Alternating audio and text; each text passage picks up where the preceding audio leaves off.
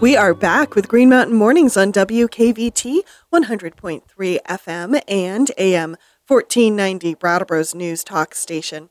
32 degrees out there and 8:23 on this Friday, January 12th. I'm your host, Olga Peters, and I have in the studio with me Wendy Levy from the Commons. Hello. Good morning, Olga. Good morning, radio listeners and viewers. And viewers, yes. This segment of Green Mountain Mornings is being filmed by Brattleboro TV. You can catch it later, Brattleboro Community Television, I should say. You can catch this segment online later today. And a broadcast of Green Mountain Mornings tonight on BCTV is sponsored by the Brattleboro Savings and Loan. You can watch us dancing. I think I'm going to have a new rule. What's that? You have to dance? You have to be a dance. Yeah. If BCTV is here, you have to dance. You have to dance. It's just all there is to it. Yeah. News and life is hard. You need a little dance. It's true. Like, I didn't get dressed up like this for nothing. So, Wendy, we were talking before we came on air, and you were running through a list of a lot of changes, potential changes for town municipal government as far as select board goes and listers go. So, run us through. Let's start with Newfane. Sure, yeah. So, as we approach town meeting, if you want to run for the select board, now is the time to get your petitions together. But there's still time. There's still time. Those aren't the only changes that are happening. I received word recently from Shannon Meckel, who's Newfane's admin assistant, that Doris Nechtel, who is a lister and was an admin assistant and was on the select board and has been involved in Newfane town government, I think since the early 90s, is retiring, which is a big deal because there's a lot of institutional knowledge in Doris Nechtel's brain. And so I have an interview lined up with her in a couple weeks. I'm excited to talk to her because she's really smart and she's really funny, and I think it's going to be a great time. But, I'm sure the stories that she has to tell are legion. Also in Newfane, a couple months ago, Carol Hatcher, who was the chair, resigned kind of suddenly. And so, That's right. Yeah, and so the person who was appointed to take her place will have to either run again or not, or somebody else will, because her term will end with town meeting. So there's a change there. And other than that, I'm not really sure if anybody else in Newfane has declared yet. It's still a little early. So as the weeks unfold, I'll be able to get more information from that. But in Putney, Scott Henry, who's the chair of the select board and has been on the select board for quite some time, he's not running again, from what I understand. And as far as I know, I think Laura Chapman, who has lived in town for about 5 years and helped start the Putney Huddle, I think she's running, but I don't know if anybody else is. Again, people have a couple weeks to turn their petitions in and make their declarations, but that's something I'll keep an eye on, especially because there's a lot going on in Putney. Putney's busy right now. Putney's very busy right now, and there's a lot of shakeup in their town offices. And Chip Stearns, who's been the interim town manager there, I believe his contract ends with the fiscal year, so at the end of June. And the new person who's been the admin assistant when Laura Barcombe over the summer resigned, this woman's name is Karen Astley. From what I understand, she's kind of being groomed to be hired as the new town manager. So that'll be a change that'll happen well after town meeting day. But, then at town meeting, Putney gets to decide what to do about the town clerk treasurer issue. Right. If they want to turn it into an appointed position, which would be pretty much like any other employee, overseen by the select board, or if they want to keep it as an elected position, and then who's running? Who's going to do that? Right. And, what's going to happen with that? So, just very briefly, for folks who may not know, the Putney Town Clerk treasurer, who was elected in March, stopped coming to work at the end of May and hasn't been in communication directly with anybody in the town offices. And it should probably be noted, too, at least with the meetings that I've seen, while the issue of the town clerk and treasurer has been discussed often. Mhm. I don't think she's come to any of the meetings or anything, so Absolutely not. we've not heard from her directly at No, all. we have not. I haven't. I've tried to reach out to her a couple times, left messages at her home, on her phone, and haven't heard back. I doubt she'll talk to me if she's not talking to other people, in the town offices, but, you got to try. I want to give her a chance to explain what's going on. But no, Right. all communications have come from Fletcher Proctor, who's a local attorney who is speaking for her. So there's Putney. And do we have time to quickly go over Brattleboro? Yes, we do. Thank Mere you for moments, asking. sure. So so in 2 minutes. 2 minutes. I think we can handle that. That's a long time in radio world, yes. Yeah. So, this is all of this needs to be confirmed, Mm-hmm. but from what I understand, Brandy Starr and Tim Wessel, who were our new select board members this year, are running again. Some other folks who are pulling petitions together are Daniel Quip, who is he's part of the 350.org project in Brattleboro, so he's a local environmental activist. He also is the president of the board of radio station WVEW, the community station located in downtown Brattleboro, and he's also my friend. So I have, In full disclosure. yes, full disclosure, he's my friend. So, I will not comment on whether I think he should be on the select board or not because I'm not allowed, but he's running. And I believe Shanta Lee Gander Yes. is running or considering running. And then I also heard that Bill Fortune is considering running too. And he is involved with With the NECA. NECA, right. Right, yeah. So, possibly there's going to be some, if everybody who says they're running is going to run, there's going to be some contested seats. I know John Allen is not running again after, I believe, 8 years, he told me, on the select board. He'll be back. Yeah. He leaves and he comes back. Does he? Is that his shtick? Yes. Well, maybe he'll at least be part of some committee or something, because who's going to crack all the jokes? Right. And who will be the voice of sheer blunt honesty when, That's when everyone else is skirting the issue? That's right. Yes. Come on, John. So yeah, I'm sure we'll see him around. I don't think we've seen the last of John Allen. No. And so yeah, I don't know what other seats are available. I don't know if I don't know if Kate and David's seats are up yet. I haven't gone that too far into it, but in the next couple weeks, that'll be something that I'll be working on, probably in early February. So if you want to read who's running for what, read the comments. And on that And listen note, to the show. And listen to the show. Thank you. On that note, I'm going to hand you over to Natalie Knowles and her local news. Wendy and I will return after the break. Welcome back to Green Mountain Mornings on WKVT 100.3 FM and AM 1490, Brattleboro's news talk station. 33 degrees out there and 8:38 on this Friday, January 12th. I'm your host, Olga Peters, and a huge welcome to my guest, Wendy Levy from the Commons. How are you, Wendy? I'm doing well, Olga. How about you? Good. And tell me a little bit more about the planning grants that have recently come to the area. So yeah, we got something in the newsroom last month about the Department of, there's like so many words in it, Department of Commerce and Community Development had announced the fiscal year 2018 municipal planning grants that would go to all different towns around Vermont. And I think they gave away, something like $400,000 this year, and about $50,000 of it has come to Windham County. So this will help towns do things like redo their town plan and work on, housing and, and downtown development. So, I think 5 towns in Windham County got some money ranging from $8,000 to $20,000. Okay. So Vernon got $20,000, and what will that be for? this is connected to something that happened a couple months ago where they received the Downtown Village Center designation. Yes. So the Planning Commission is working on establishing an actual village in Vernon, because if you think about Vernon, there really is no central square. Right. It kind of developed all over the place, and they want to change that. And so I know there's a new store that opened up right next to the town offices. I haven't been in there, but that's the area sort of between like the elementary school and right where Governor Hunt Road and what is it? I always get the roads mixed up. Is it 119 or 116?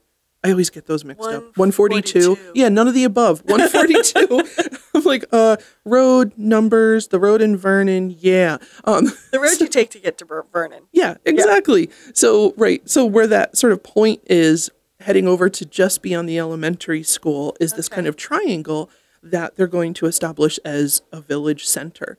So that $20,000 will help them to make those plans and hire a consultant to start doing the planning and design work. So I had a brief email chat with Martin Langeveld, who's on the Planning Commission, and he said that, they're really just in the beginning stages of that now, but there's going to be a lot of public comment. They want a lot of people to participate in that. So it's one of those stay tuned because it's going to get really interesting stories.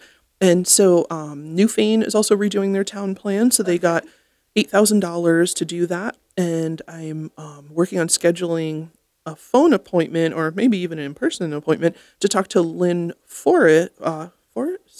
Yeah, Lynn Forrest, who's on the Planning Commission in Newfane, to talk about that. And I know for them, a lot of their planning has to do with protecting property, whether private or public, against flooding, because Newfane got its butt kicked during Irene. It did, and parts of it are still kind of clearing up. Yeah, I mean, I think it was only maybe a year or two that they had the final closeout on FEMA money. That sounds right. Yeah, I mean, it takes a while. So that's what Newfane's going to be doing, and then in Rockingham, they're also redoing their town plan, and I have an interview scheduled with some folks from the Planning Commission in the next couple of weeks.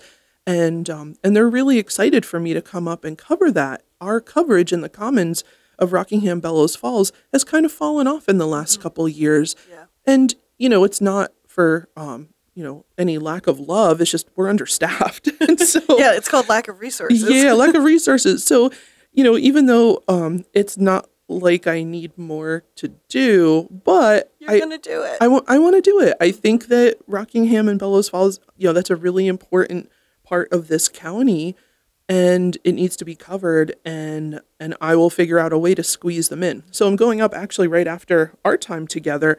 I'm heading up there to talk to their fire chief and their interim town manager, not about the town plan. That I'll be talking to the Planning Commission folks in a couple weeks, but I'm talking to them today about the transition that Bellows Falls recently made from having a full-time, fire department to on-call.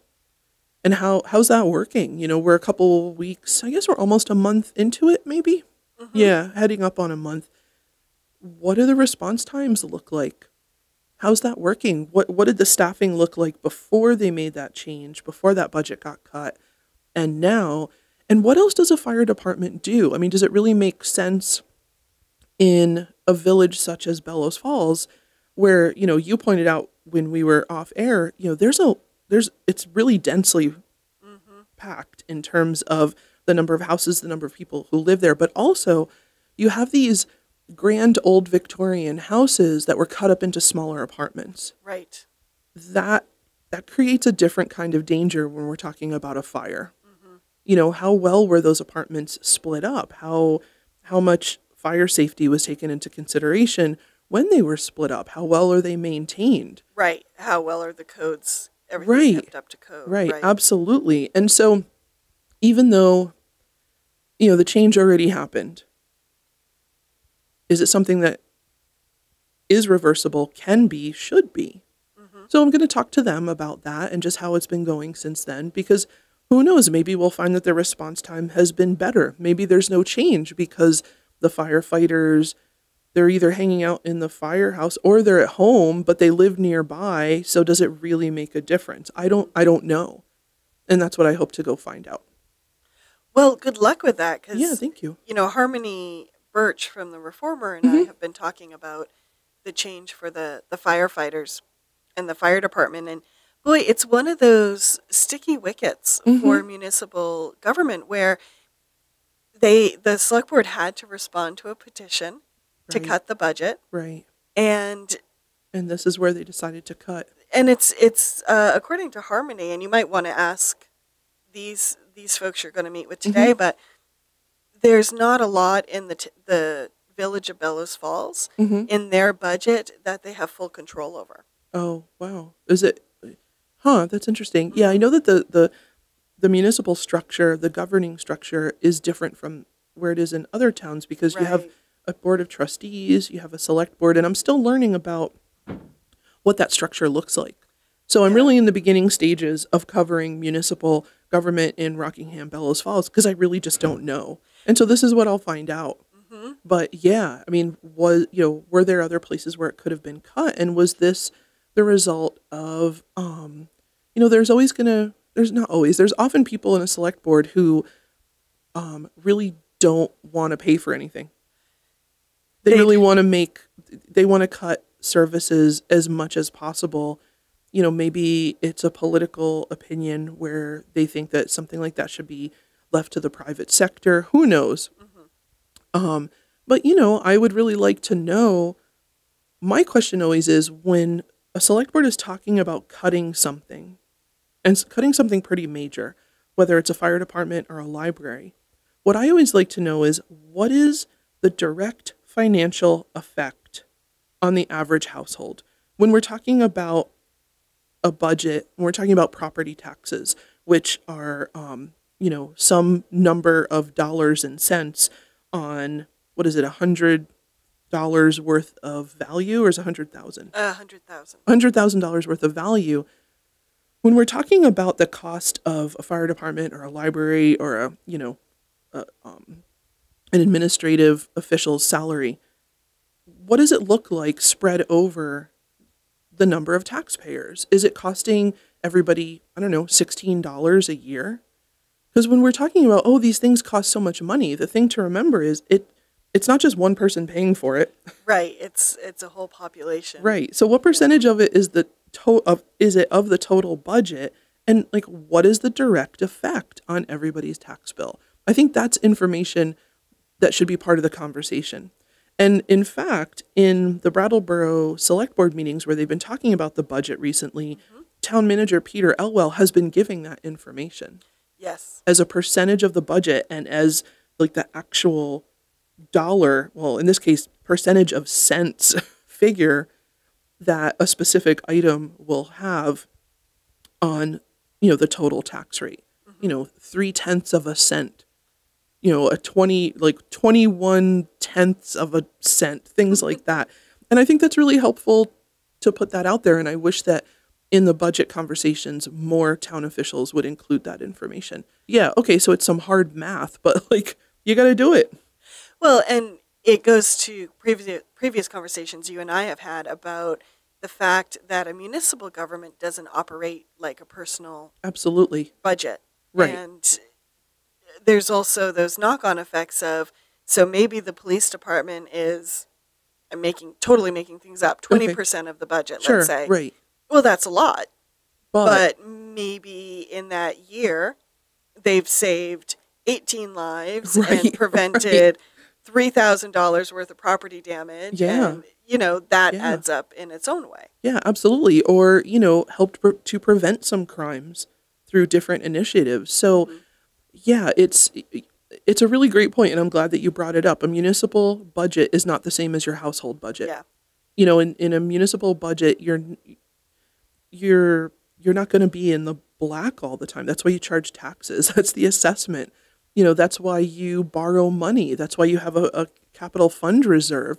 There's a lot of different ways to shift things around. And a municipal government's also, it's not a business. Right. It's not meant to turn a profit. It's a public service. Thing, right. Yeah, it's a very different animal. And I think that's an important part of the conversation that also gets lost. When people are talking about the cost of things, they're forgetting about the value of things. It's not just about what the price is. It's about what it provides. Right. But I agree with you. It seems that municipal government officials could do a better job at breaking that down for people to understand. Right. Because when you talk about something like, for instance, the conversations about the aerial ladder truck in Brattleboro. Yeah. Sure, that's $950,000. But some of it's already set aside. Some of that money is already set aside. Some of it the town will have to borrow. Some of it will be raised through taxes. But in a recent select board meeting, town manager Elwell brought up a good point. He said, if the select board decides and the voters decide not to go for the ladder truck this year, it's not going to free up a ton of money in the budget. It's going to free up $15,000 because that's what the taxpayers will have to pay in the next year because it's the debt service. Huh. So they'll start paying the interest on that. $15,000. That's not a lot of money to free up in a budget. That's not even a full-time person's salary. That's hardly a part-time person's salary. And it's probably equal to or less than the property damage if a fire breaks out downtown. Right. And the ladder, and there's no operating ladder truck to get to it. So, a person can decide however they like, but those are our opinions, and I stand by my opinion. That's just our observation from sitting at the press table and watching everything unfold. Yeah, as it does. So yeah. Wonderful, and thank you so much for the insight, Wendy. Any other pieces you're working on or any issues you'll be following in the coming weeks? That's a good question. I do have a lot of things on my budget right now. So for the listeners at home who aren't journalists, the budget is the list of stories that you're working on and what the deadlines are and any other little kind of notes. I have a lot that I'm working on. And because it's 8-something in the morning and I didn't wake up that long ago, I can't remember what they all are. But we've covered the municipal ones. I'm drawing a blank. Sorry, listeners. That's okay. I'm working on stuff. I'm working on a lot of stuff. For our tiny county, which I think has about the same population as UMass Amherst. Wow. Yeah, but we're more interesting. I was going to say, we never stop generating news. It's true. It is true. Well, Wendy, thank you for being in the studio with me today. Thank you for having me, Olga.